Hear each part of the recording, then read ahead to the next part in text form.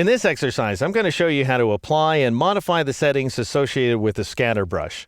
I've saved my changes as artbrushtype.ai, and just to give you a sense of what a scatter brush is, I'm going to switch over to the final version of the illustration, garmenttag.ai, and notice that the green stroke around the text is riddled with the small yellow flowers, and those flowers are applied as a scatter brush.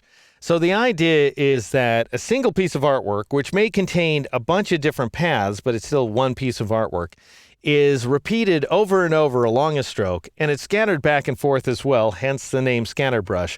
But it also grows and shrinks and rotates and so forth. So it doesn't stretch along the path outline the way an art brush does, it repeats instead.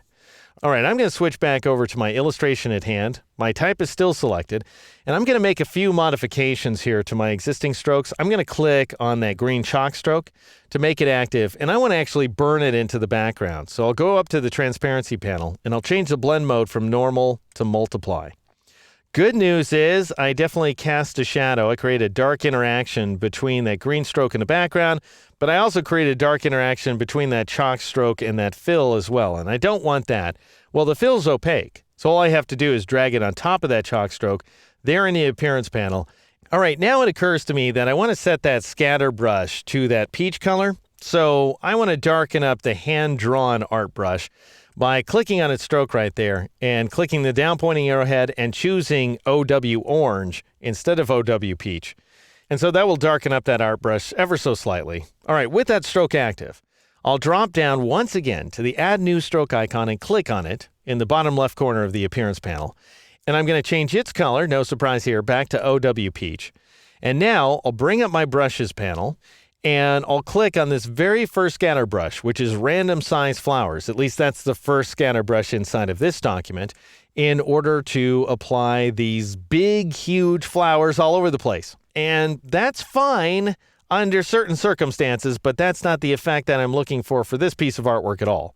So I want to modify the settings. Now, of course, I can modify the core brush if I want to by double-clicking on the thumbnail that's associated with the random size flowers, and that'll change the brush definition.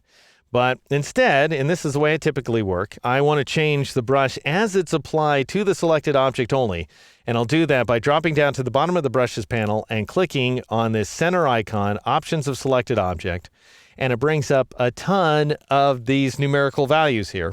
May seem a little overwhelming at first, but notice that we have variations. Once again, we really just have 4 different settings: size, spacing, scatter, and rotation. I'll explain what's up with them in just a moment. And then we have variations depending on fixed, which assigns no variation whatsoever, of course, or random, which applies random variations, or pressure through rotation, which are dependent upon pressure-sensitive input, which has no bearing whatsoever on this editable type. So what I'm going to do instead, I'm going to leave these options set to random. Now, instead of placing the randomness, the variation values, on the other side of random, the way we saw them inside that calligraphic options dialog box, we see instead limitations. So the size, for example, can be as small as 30%, and I'll take the maximum value down to 100%. So I allow Illustrator to randomly scale the flowers to 30% of their natural size or up to 100% of their natural size. That is the size at which they were drawn in the first place. And that, I think, is a lot easier to understand than having to take a core value and add or subtract another value. This is a way better interface, in my opinion. And it's not buggy, as we saw a couple of exercises ago. Now, the spacing option is going to determine the amount of space between the various repeated pieces of artwork, and I want to keep them spaced very closely together. So I'm going to take the minimum value down to 20%, and the maximum value I'm going to squeeze down to 40%. So they're going to be nested very close to each other. That means they're going to be repeated more often as well. The scatter value determines how far these repeated pieces of artwork are scattered that is spaced away from the path outline. And I want to go ahead and squeeze in these values as well. So I'm going to raise the minimum value to -30. So that's going to move the various flowers that are on the inside of the letters out to the edges. And then I'm going to decrease the maximum value to 40%. And that's going to move the ones that are scattered outside the letter forms into the letter forms. And so we end up getting an effect like this one here. It is going to be random, so your results may vary. Rotation, I couldn't care less about. between you and me.